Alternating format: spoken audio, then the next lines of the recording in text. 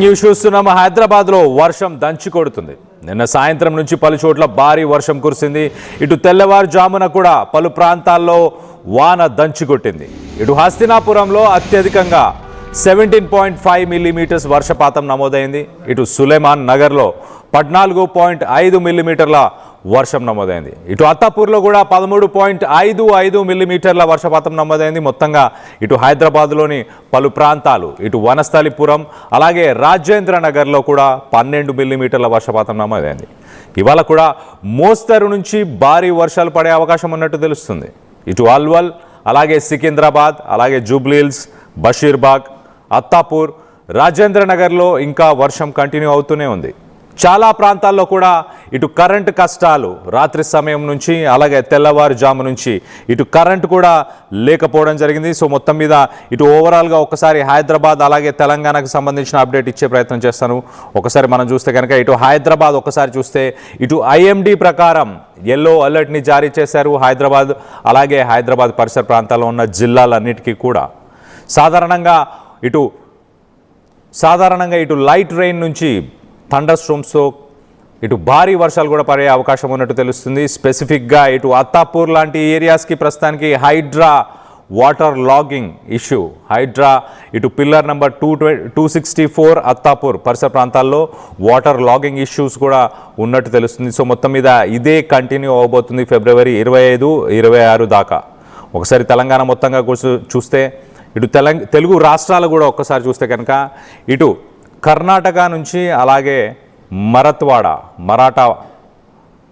మహారాష్ట్ర దాకా. సో మొత్తం మీద ఐఎండీ అయితే ఒక ఎల్లో అలర్ట్ని చాలా జిల్లాలకు జారీ చేసింది. ఇటు నిర్మల్లో అత్యధికంగా 42 మిల్లీమీటర్ల వర్షపాతం నమోదైంది. అలాగే ఇటు సిద్దిపేట్ మరియు ఆదిలాబాద్లో 34.5 మిల్లీమీటర్ల వర్షపాతం నమోదైంది. హైదరాబాద్ 17.3 ఎల్బీ నగర్ అలాగే రాజేంద్ర నగర్ 14.5 మిల్లీమీటర్లు. సో మొత్తం మీద దీనికి సంబంధించి మరింత అప్డేట్ తీసుకునే ప్రయత్నం చేద్దాం. ఇటు మా ప్రతినిధి శిల్ప ఉన్నారు, శిల్పతో మాట్లాడి తెలుసుకునే ప్రయత్నం చేద్దాం. శిల్ప, చెప్పండి, ఇవాళ రేపు ఇలానే కంటిన్యూ అయ్యే అవకాశం ఉందా? అండ్ దీనికి సంబంధించి పోలీసులు కానీ హైడ్రా కానీ ఎలాంటి చర్యలు తీసుకుంటున్నారు? రైట్, నైరుతి బంగాళాఖాతంలో కొనసాగుతున్నటువంటి అల్పపీడన రానున్నటువంటి 24 గంటల్లో బలహీనపడేటువంటి అవకాశం ఉన్నట్లు కూడా ఇప్పటికే వాతావరణ శాఖ అధికారులు అంచనా వేస్తున్నారు. కానీ నిన్న సాయంత్రం నుంచి కూడా ఇటు రాష్ట్ర వ్యాప్తంగా ఒకవైపు కుంటుపోతే వర్షాలు నమోదవుతున్నాయి. ప్రధానంగా తూర్పు తెలంగాణ జిల్లాల్లో దీని ఎఫెక్ట్ అనేది ఎక్కువగా కనిపిస్తుంది. ఇటు సిటీల్లో ఒకవైపు చిరుచెరువులతో పాటు ఇటు అవుట్స్కర్ట్స్ లో భారీ వర్షం నమోదైంది. కానీ ఈ రోజు రానున్నటువంటి 2 నుండి 3 గంటల్లో ఇటు నగరానికి ఆరెంజ్ అలర్ట్ జారీ చేశారు. ఆరెంజ్ అలర్ట్ తో పాటు ఈదురుగాలులు గంటకి 40 నుండి 50 కిలోమీటర్ల వేగంతో వీచే అవకాశం ఉంది. అందరూ కూడా జాగ్రత్తలు తీసుకోవాలని, ఎందుకంటే అందరూ కూడా ఆఫీస్కి వెళ్లే సమయం కావడంతో అందరూ కూడా ముందుగానే బయలుదేరాలి. అందరూ ఒకటే సమయానికి రోడ్ పైకి వస్తే ట్రాఫిక్ జామ్ కూడా ఏర్పడే అవకాశం ఉండడంతో జాగ్రత్తలు తీసుకోవాలంటూ కూడా ఇప్పటికే ట్రాఫిక్ పోలీసులు అడ్వైజర్లు సూచిస్తున్నారు. ప్రధానంగా హైదరాబాద్, రంగారెడ్డి జిల్లాలకు ఆరెంజ్ అలర్ట్ చేశారు.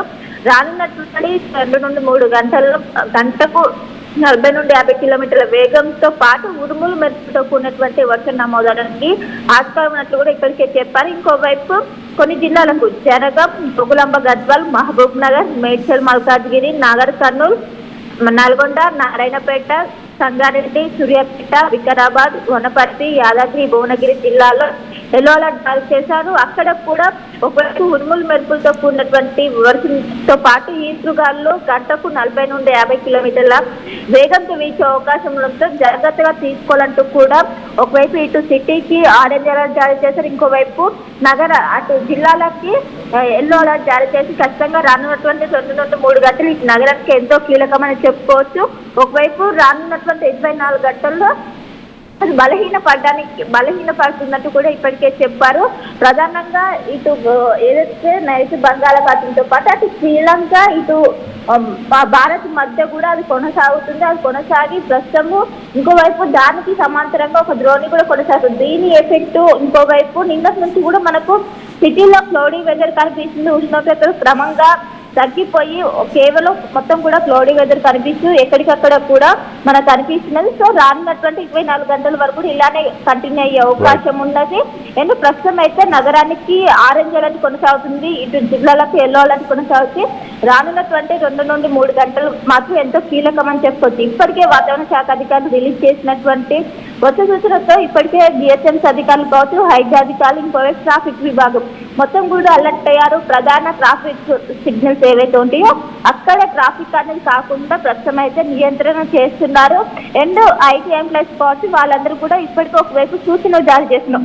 అందరూ కూడా ఒకటే టైంకి లాగౌట్ కాకుండా సిక్ల వైజ్ గా చేసుకుంటే మరి ట్రాఫిక్ అనేది నియంత్రణ అవుతూ ఉంటుంది అని కూడా ఇప్పటికే వాళ్ళ సూచనలు జారీ చేసినట్టు right Shilpa, thanks for the latest update. మొత్తం మీద ఎవరైతే ఇటు పంటకు సంబంధించి కూడా కొంత సూచనలు జారీ చేశారు, హార్వెస్టెడ్ క్రాప్స్ని, పండిన పంటని మీరు బయట పెట్టకపోవడం, అలాగే ట్రాఫిక్ కంజెక్షన్ కూడా ఉండే అవకాశం ఉన్నట్టు తెలుస్తుంది. సో 10 నుంచి 15 నిమిషాలని ప్లాన్ చేసుకొని వెళ్ళండి. 10 నుంచి 15 నిమిషాలు మీ జర్నీ టైమ్స్ కూడా ఇంక్రీజ్ అయ్యే అవకాశం ఉన్నట్టు కూడా తెలుస్తుంది. అలాగే కొన్ని ప్రికాషన్స్ని కూడా చెప్పే ప్రయత్నం చేశారు. ఎక్కడైతే వాటర్ లెవెల్ ఎక్కువగా ఉంటుందో అక్కడ ప్రయాణం చేయకుండా ఉండండి.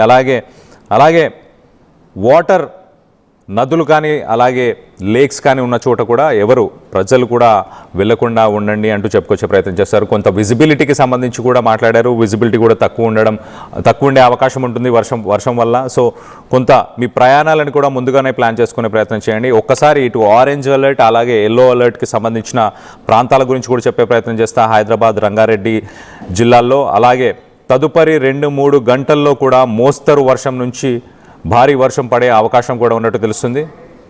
ఒక్కసారి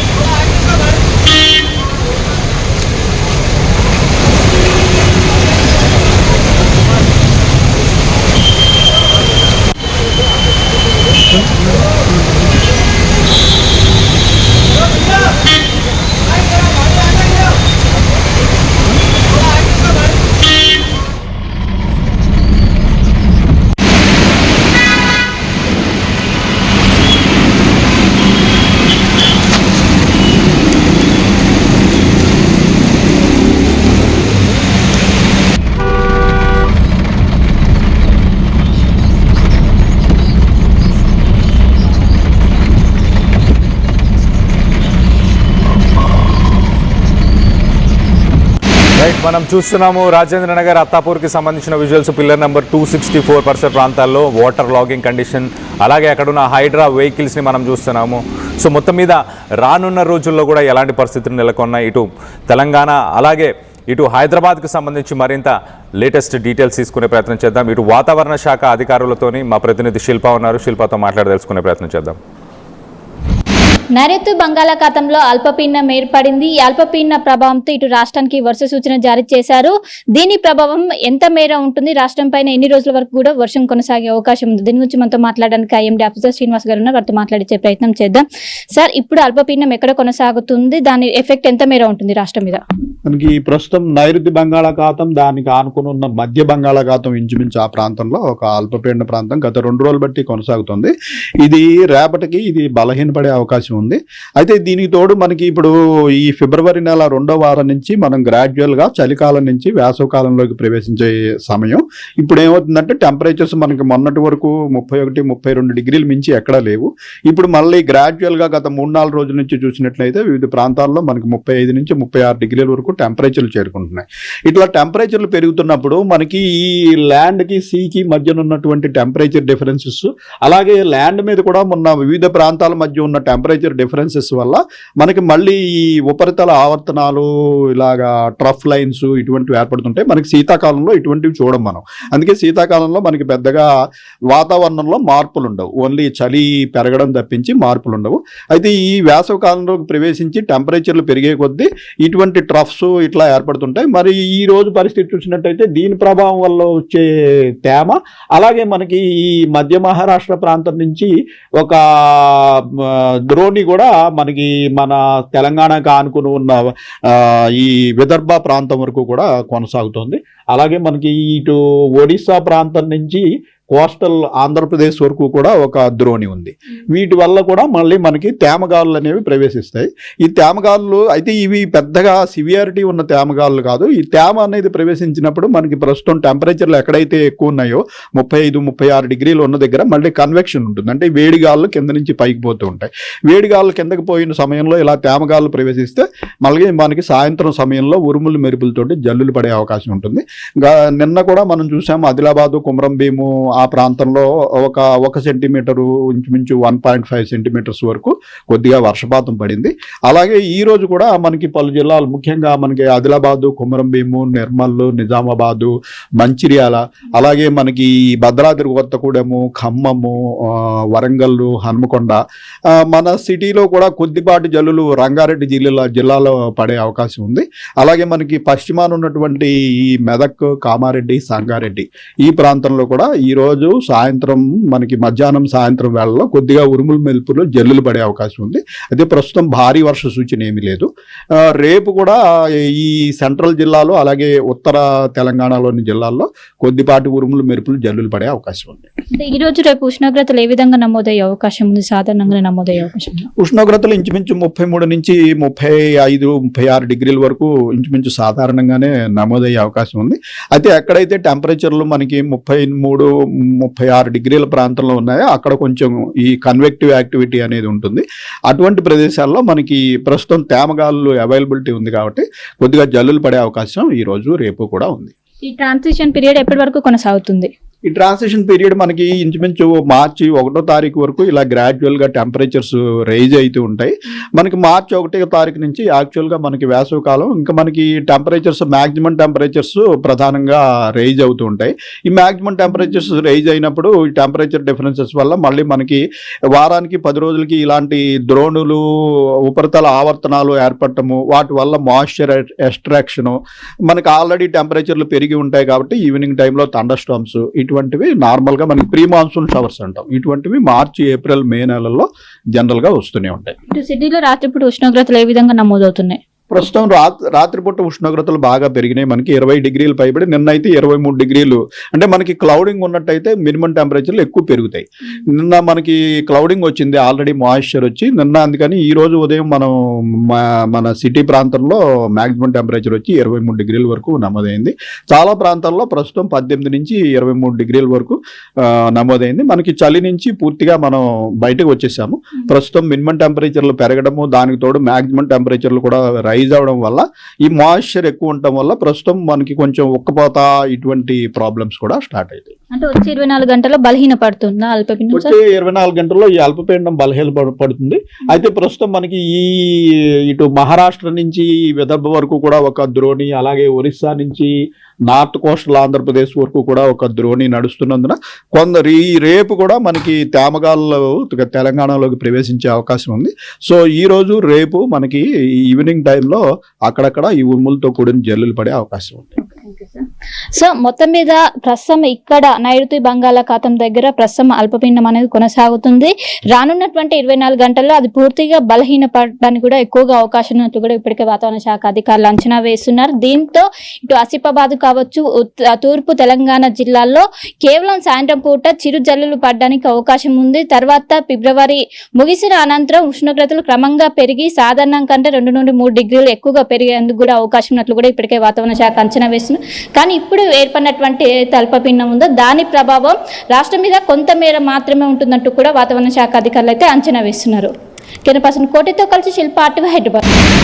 right, thanks Shilpa for the latest update. So మొత్తం మీద మార్చి నుంచి మొదటి 2-3 డిగ్రీలు పెరిగే అవకాశం ఉన్నట్టు తెలుస్తుంది. ఇటు అల్పపీడనం కూడా 24 గంటల్లో కొంత దాని ప్రభావం తగ్గే అవకాశం కూడా ఉన్నట్టు తెలుస్తుంది. సో వచ్చే 2-3 గంటల్లో పలు ప్రాంతాల్లో భారీ వర్షం కురిసే అవకాశం ఉంది. ఇటు హైదరాబాద్, రంగారెడ్డి జిల్లాలకు ఆరెంజ్ అలర్ట్ని జారీ చేశారు వాతావరణ శాఖ అధికారులు. అలాగే జనగాం, జోగులాంబ, గద్వాల్, మహబూబ్ నగర్, అలాగే మెడ్చల్, మల్కాజ్గిరి, నాగర్ కర్నూలు, నల్గొండ, నారాయణపేట్, అలాగే సంగారెడ్డి, సూర్యాపేట్, వికారాబాద్, వనపర్తి, యాదాద్రి, భువనగిరి జిల్లాలకి యెల్లో అలర్ట్ని జారీ చేశారు. ఇటు హైదరాబాద్లో వర్షం దంచి కొట్టబోతుంది. అలాగే నిన్న సాయంత్రం నుంచి పలు చోట్ల భారీ వర్షం కురుస్తుంది. ఒకసారి ఆ విజువల్స్ని కూడా ఒకసారి చూసే ప్రయత్నం చేద్దాం.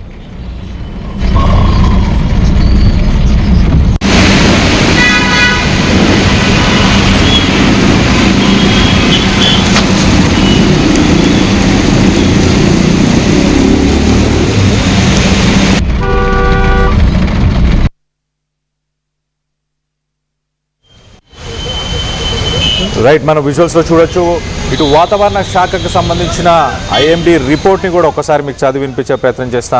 ఇటు ఒకసారి మనం చూస్తే కనుక ఇటు హైదరాబాద్ నగరానికి ఆరెంజ్ అలర్ట్, హైదరాబాద్తో పాటు ఇటు రంగారెడ్డి జిల్లాకి కూడా ఆరెంజ్ అలర్ట్ని జారీ చేశారు. ఒక పక్కన ఎల్లో వార్నింగ్స్, ఎల్లో అలర్ట్ని ఒకసారి మనం చూస్తే జనగామ, జోగులాంబ గద్వాల్, మహబూబ్ నగర్, మిడ్చల్ మల్కాజ్గిరి, నాగర్ కర్నూల్, నల్గొండ, నారాయణపేట్, సంగారెడ్డి, సూర్యాపేట్, వికారాబాద్, వనపర్తి, యాదాద్రి భువనగిరి జిల్లాల్లో తదుపరి 2-3 గంటల్లో తేలికపాటి వర్షం మరియు గరిష్ట ఉపరితల గాలి వేగం గంటకు 40 కిలోమీటర్ల కంటే తక్కువ గాలులతో తేలికపాటి ఉరుములతో కూడిన వర్షాలు వచ్చే అవకాశం ఉన్నట్టుంది. సో మొత్తం మీద 40 కిలోమీటర్ల వేగంతో గాలులు ఉండే అవకాశం ఉంది. అలాగే తేలికపాటి నుంచి కొంత మోస్తరు వర్షాలు కురిసే అవకాశం ఉన్నట్టు కూడా తెలుస్తుంది. సో అలాగే ఒక్కసారి మనం చూస్తే కనుక ఎవరైతే పంటకు సంబంధించిన ధాన్యం కానీ ఇవన్నీ కూడా బయట పెట్టకుండా ఉండండి అంటూ చెప్పుకొచ్చే ప్రయత్నం చేస్తున్నారు. అలాగే ఫెర్టిలైజర్స్ కానీ పెస్టిసైడ్స్ కానీ మందులు ఈ వ్యవసాయం చేసుకునే వారు ఎవరు కూడా మందులు వేయకండి ఇప్పుడు ప్రస్తుతానికి అంటూ చెప్పుకొచ్చే ప్రయత్నం చేస్తున్నారు. అలాగే డ్రైవింగ్ చేసే వాళ్ళందరూ కూడా కేర్ఫుల్గా ఉండండి. కొంత మీ జర్నీస్ని ప్లాన్ చేసుకోండి. ఒక 10 నుంచి 15 నిమిషాలు ట్రాఫిక్లో స్తంభించే అవకాశం ఉంటుంది కాబట్టి కొంత జర్నీస్ని కూడా ముందుగానే ప్లాన్ చేసుకోండి అంటూ కూడా సూచనలను అయితే జారీ చేశారు. సో మొత్తం మీద మనం విజువల్స్లో చూస్తున్నాం. ఇటు అత్తాపూర్లో అత్యధికంగా 14.5 మిల్లీమీటర్లు, అలాగే ఇటు ఎల్బీ నగర్లో 17 మిల్లీమీటర్లు. సో మొత్తం మీద 17.5 మిల్లీమీటర్లు. సులేమాన్ నగర్ 14.5 మిల్లీమీటర్లు వర్షపాతం నమోదైంది. మీ ఏరియాల్లో ప్రస్తుతానికి ఎలాంటి పరిస్థితులు నెలకొని ఉన్నాయి? మీ ఏరియాలో వర్షపాతం నమోదైందా, ఎంతగా నమోదైంది అన్న వివరాలని కింద కామెంట్ రూపంలో తెలియపరచండి.